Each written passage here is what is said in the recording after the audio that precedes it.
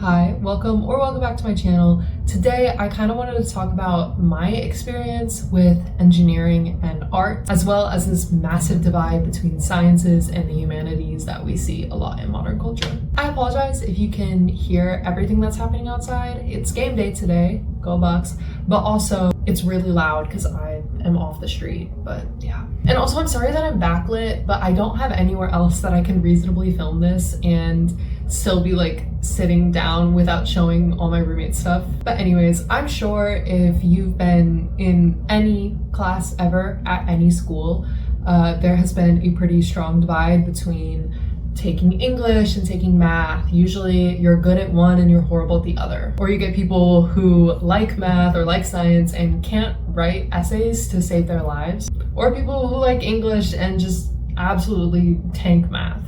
And I'm not out here trying to say that's a bad place to be. It's really common to have strengths in certain subjects and not in others. A lot of people are more analytical focused rather than better at like communication and writing, things like that. So it's pretty common, it's a common thing. But the focus on being really strong at one subject and not at the others is kind of a newer development. Now, I'm sure this isn't like new news for everyone, but I just needed to talk about it because it's really like become a lot more evident to me as I've gotten into college and gotten into more classes, especially with the way that teachers interact with students and the way they describe the fact of being better at one subject compared to another. So I had my computer pulled up because I just took a few small notes, just like key points to talk about. I also wanted to give a little bit of context for this video. I am a biomedical engineering student minoring in world literature, so I kind of have a bit of experience in both subjects and kind of seeing how each talk about the other.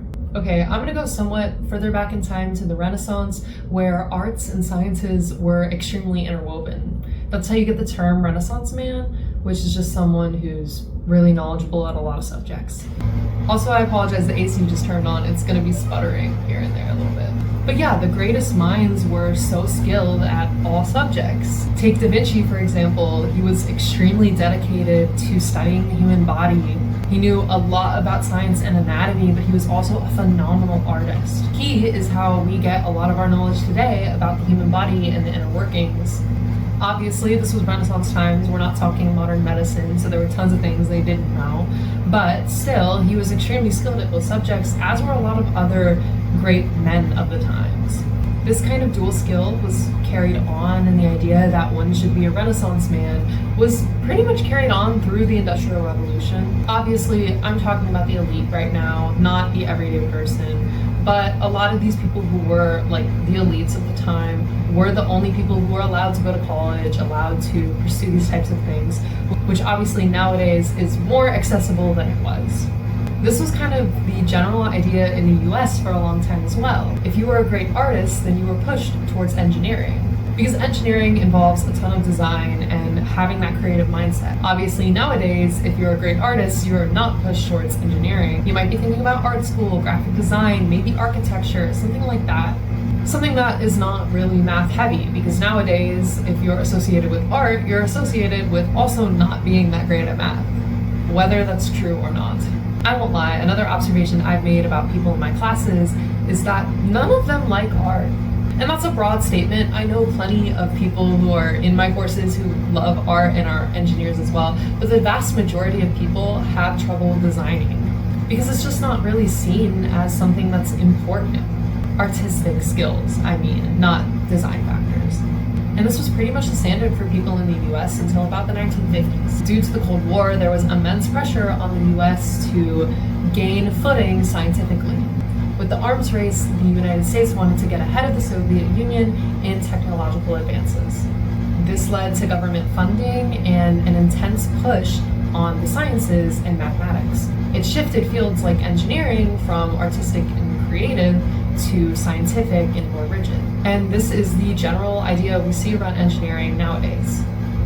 If you're good at mathematics, if you like science, you're either going to be an engineer or a doctor. You're going to use those skills that you enjoyed during high school to further your career, which obviously wasn't applicable to people who like the arts or who like English more. Now again, these are broad generalizations, they don't apply to everyone, but I find this is a pretty common experience.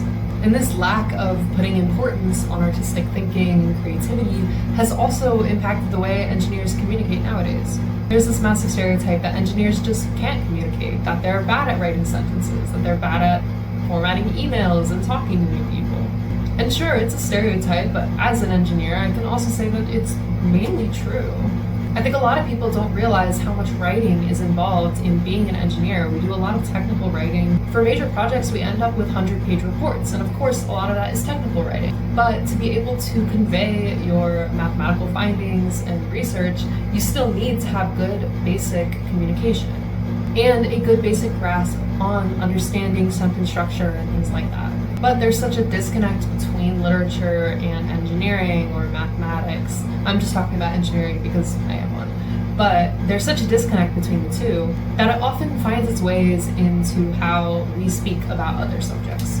A few days ago, what inspired me to make this video, my engineering teacher quoted Shakespeare. Now, I don't remember the quote, it was something basic about motivation, but still, when he quoted Shakespeare and he was like, yeah, I think that's a Shakespeare quote, everybody in the class kind of sighed.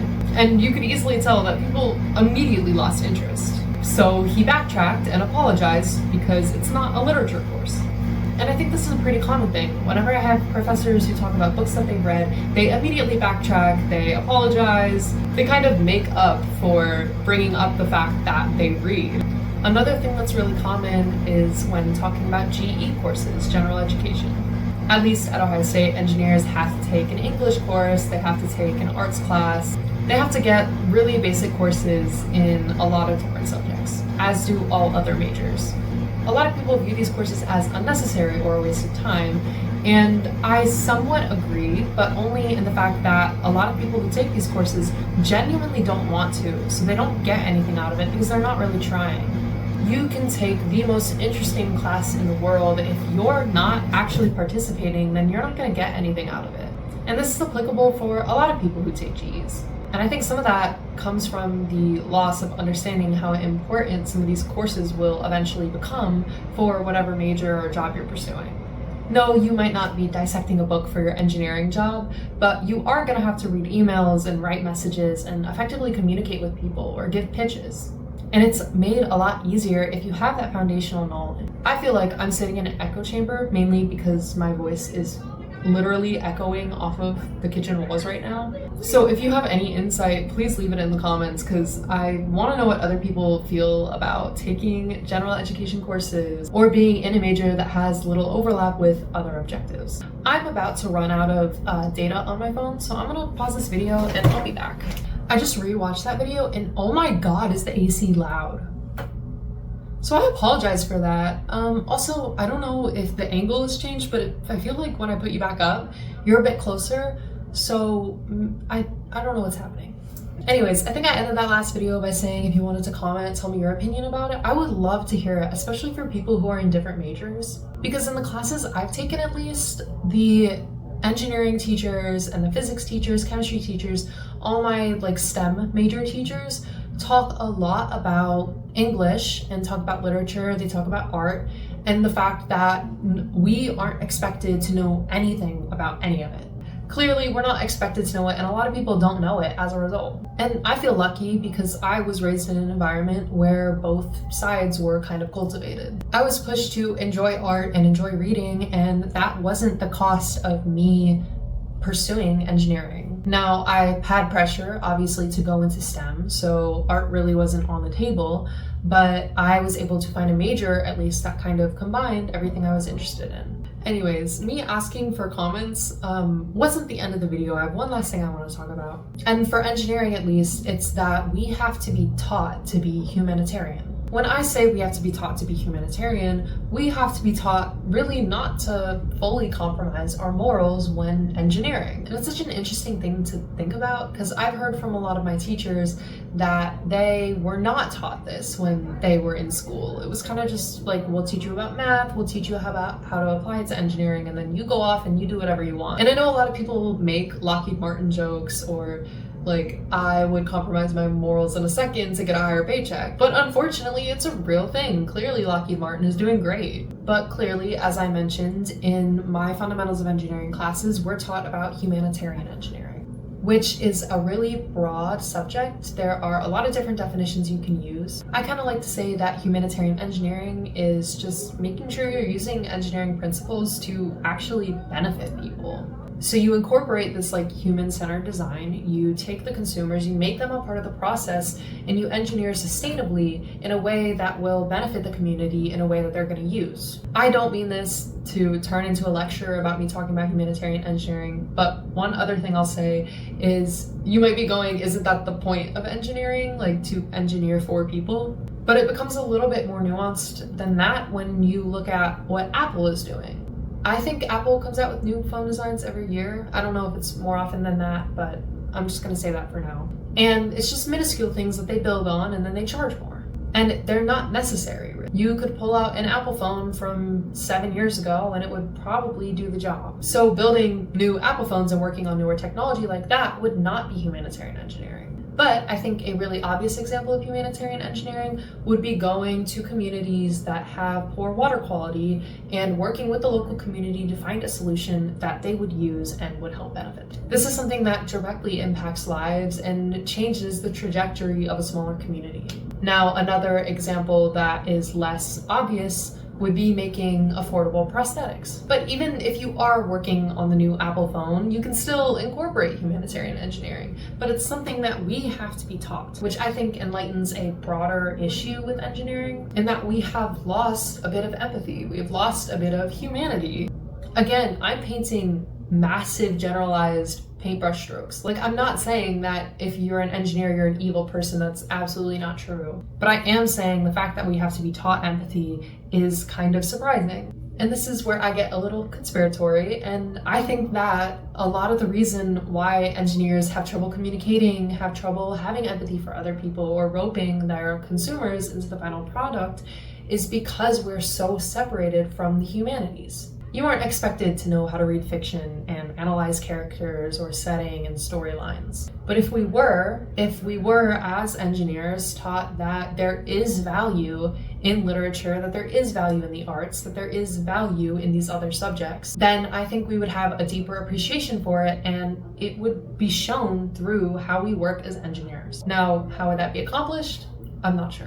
It would require a fundamental change in how we teach students from a young age. I think teaching that you're only good at one subject and not the others is detrimental, and it affects more women than men, because young girls are more likely to be told that they're not good at math, that they're not good at science, that they can't be good at those things, that they can't eventually develop the skills. But because you're telling these different sets of people that they're not good at one subject or the other, then they're gonna grow up with that mindset. It's how I end up in science or engineering courses with people who hate reading and actively talk about how awful it is. It's how young girls grow up thinking that they're bad at math and that they can't possibly become better at it.